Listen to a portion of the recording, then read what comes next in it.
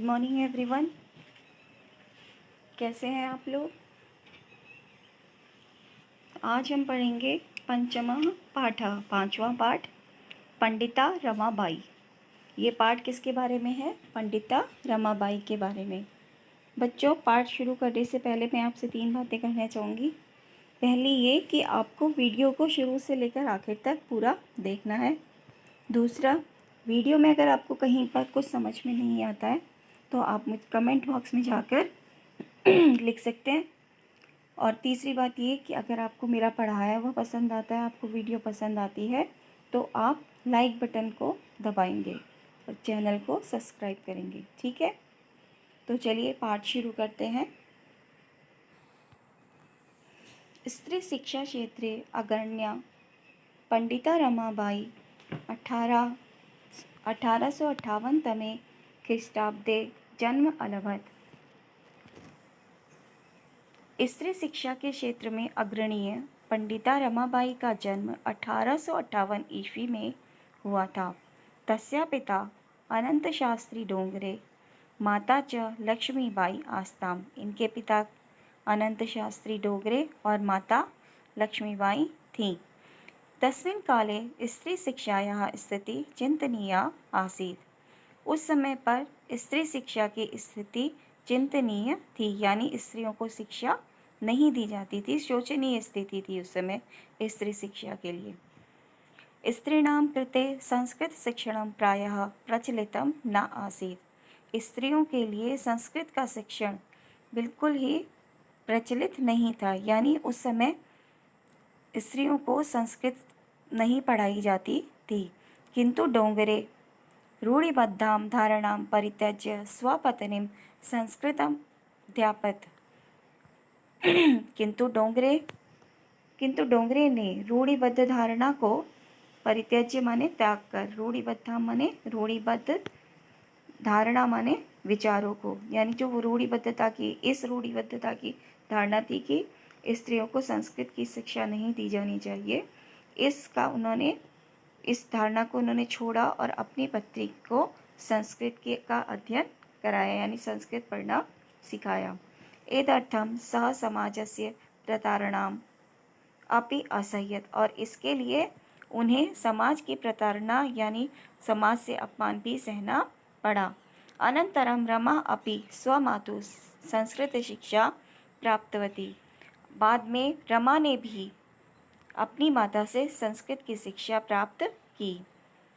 कालक्रमेण रमायाः पिता विपन्नः संजातः।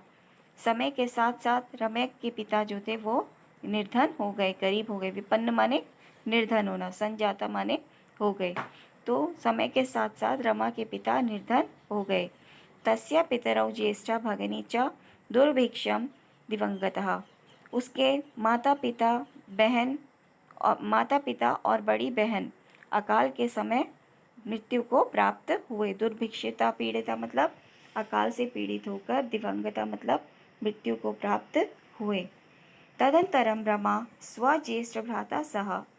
तब रमा अपने बड़े भाई के साथ पदाभ्याम समग्रम भारतम अभ्रमत, पैदल ही संपूर्ण भारत में घूमी।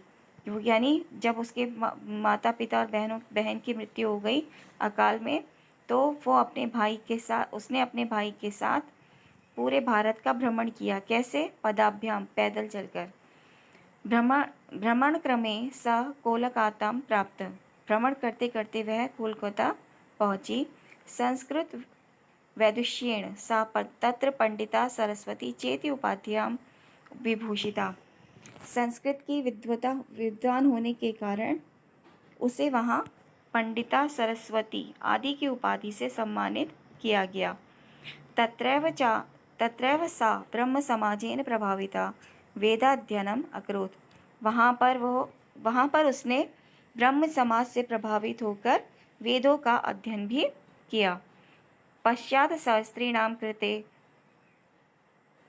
वेदादीनां शास्त्राणां शिक्षायै आंदोलनम प्राप्तवती।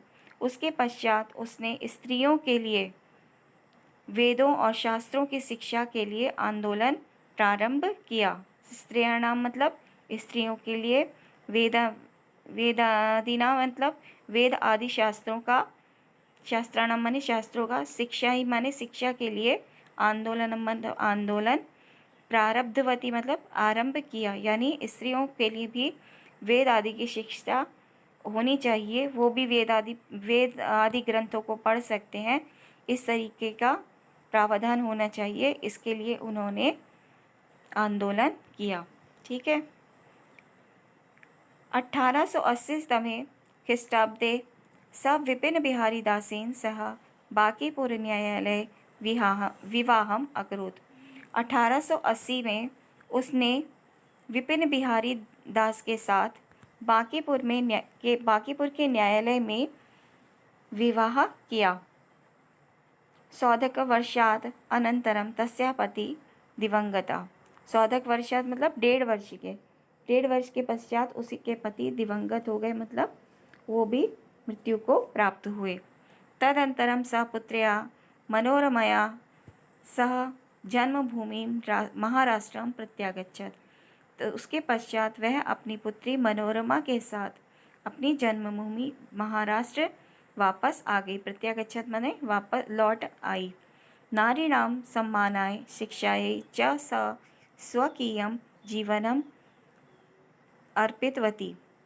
नारी के सम्मान के लिए शिक्षा के लिए उसने अपना जीवन अर्पित कर दिया।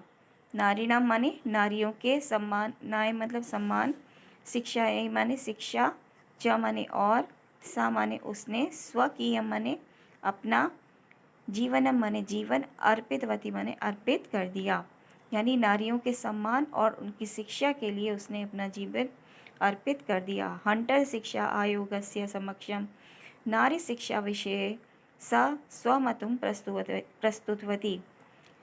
हंटर शिक्षा आयोग के सामने नारी शिक्षा के विषय में भी उसने अपना मत प्रस्तुत किया। सा उच्च शिक्षार्थम इंग्लैंड देशम गतवती, और वे उच्च शिक्षा के लिए इंग्लैंड देश भी गई, यानी अपनी पढ़ाई को आगे जारी रखते हुए उन्होंने उच्च शिक्षा के लिए इंग्लैंड तक वो पहुंची। तत्र ईसाई धर्मस्य स्त्री विषय के उत्तम विचारे प्रभाविता जाता। वहाँ ईसाई धर्म के स्त्रियों के विषय में उत्तम विचार जिससे वे बहुत प्रभावित हुई। इंग्लैंड देशात रमाबाई अमेरिका देशम अगच्छत्। इंग्लैंड से रमाबाई अमेरिका देश गई। तत्र स भारतस्य विधवा स्त्रीणां सहायतार्थम अर्थसंचयत अकरोत्। वहाँ उन्होंने भारत के विधवा स्त्रियों की सहायता के लिए अर्थ मतलब धन, संचय माने इकट्ठा करना, धन इकट्ठा किया। भारतम प्रत्यागतम मुंबई नगरे स, और भारत में वापस लौट के मुंबई नगर में सामान्य उन्होंने शारदा सदन स्थापित, शारदा सदन की स्थापना की। अस्मिन् आश्रम में निस्सहाया स्त्रियां निवसन्ति स्म। इस आश्रम में निस्सहाय स्त्रियां रहती थी। तत्र स्त्रियां मुद्रक टंकणा, यहाँ पर स्त्रियां टाइपिंग, काष्ठ कला आदिना लकड़ी की कलाएं आदि प्रशिक्षण यहाँ पर उन्हें दिया जाता था। परम इदम सदनम पुणे नगरम स्थानांतरम जातम। बाद में यह सदन पुणे नगर में पुणे नगर में स्थापित किया गया, यानी उसको वहाँ से बदल दिया गया और पुणे नगर में स्थापित किया गया पुनः। तथा पुणे नगरस्य समीपे केडगांव स्थाने, तब पुणे नगर के समीप एक केडगांव था जहाँ पर उन्होंने मुक्ति मिशन नाम संस्था की स्थापना की। अत्र अधुना अपि निराश्रिता स्त्रियां ससम्मानम जीवनम यापन्ति। आज भी यहाँ पर निराश्रित स्त्रियां जो हैं, जिनके पास आश्रय नहीं है, वे स्त्रियां सम्मान के साथ अपना जीवन जीती हैं। 1922 समय ख्रीष्टाब्दे रमाबाई महोदया निधनम अभवत्। 1922 ईस्वी को रमाबाई का निधन हो गया। स देश विदेशानां अनेकासु भाषासु निपुणः आसीत्। वह देश विदेश की अनेक भाषाओं में निपुण थी। समाजसेवायाः अतिरिक्तं लेखनक्षेत्रे अपि तस्य महत्वपूर्णम् अवदानम् अस्ति।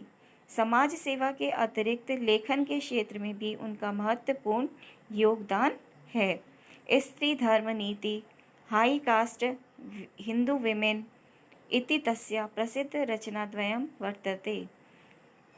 स्त्री धर्म नीति और हाई कास्ट हिंदू विमेन, उनकी ये दो प्रसिद्ध रचनाएं हैं। तो ये था आपका पाठ। इस पूरे पाठ में रमाबाई की जीवनी को संक्षिप्त रूप में दिया है।